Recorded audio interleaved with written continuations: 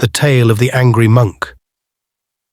Holding on to anger is like drinking poison and expecting the other person to die. In a small, tranquil monastery situated high in the mountains of Tibet, there lived a young monk named Khenpo. Despite his serene surroundings and rigorous spiritual training, Khenpo struggled with a deep-seated anger that had festered within him since childhood. His anger often arose in response to the actions of others, and it troubled him greatly. One day, an elderly monk named Master Norbu, who was renowned for his wisdom and compassion, noticed Khenpo's turmoil. Master Norbu invited Khenpo for a walk in the forest.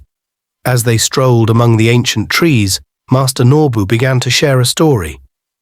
Many years ago, in a village not far from here, there lived a man named Asanga. Asanga was a skilled craftsman, known for his beautiful wood carvings. Despite his talents, Asanga harbored a great deal of anger and resentment. He felt unappreciated and often lashed out at those around him. One day, a wealthy merchant commissioned Asanga to carve an intricate wooden statue of the Buddha. Asanga poured his heart and soul into the work, but when the merchant came to collect it, he criticized the carving, claiming it was not worth the price agreed upon. Enraged by the merchant's words, Asanga grabbed a chisel and smashed the statue into pieces. He stormed out of his workshop and wandered into the forest, seething with anger. Asanga walked for hours, his mind consumed by thoughts of revenge and bitterness. Eventually, he came across an old hermit meditating by a stream. The hermit, sensing Asanga's turmoil, invited him to sit and talk. Asanga poured out his story, his voice trembling with rage. The hermit listened patiently, then offered him a simple vial of clear liquid. "Drink this," the hermit said. Asanga recoiled. "What is it?" "Poison," replied the hermit. "It will kill your enemy." Asanga was taken aback. "Why would I drink poison to kill my enemy? It will only harm me."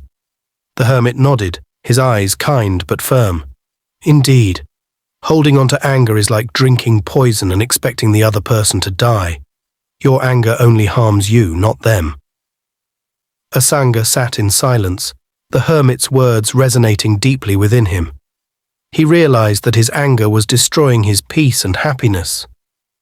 From that day forward, Asanga dedicated himself to letting go of his anger and finding inner peace.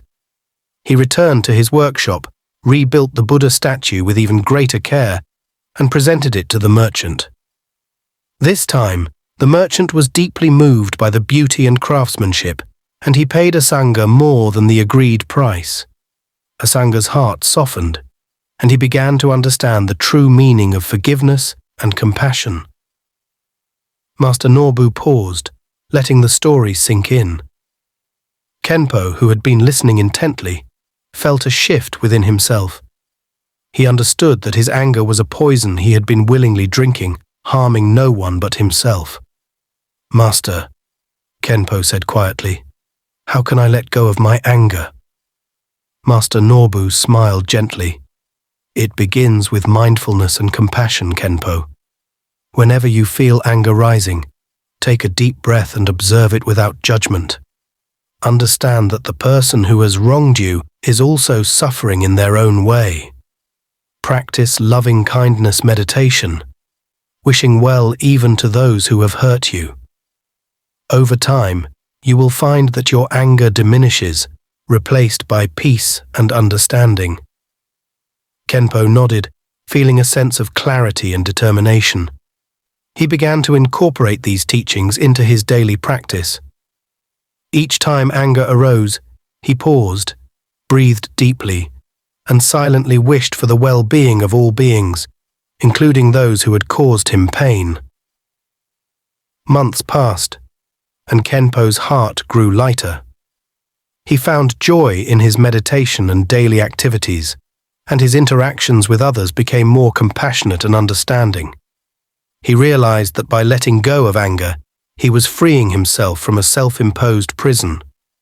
One day, as he sat in meditation by a serene pond, Khenpo felt a profound sense of peace. He recalled Master Norbu's story and the wise hermit's words. He understood that true freedom came from within, from releasing the burdens of anger and embracing the path of compassion and forgiveness. With a heart full of gratitude, Khenpo continued his journey, knowing that the teachings of the Buddha had guided him to a place of deep inner peace and happiness.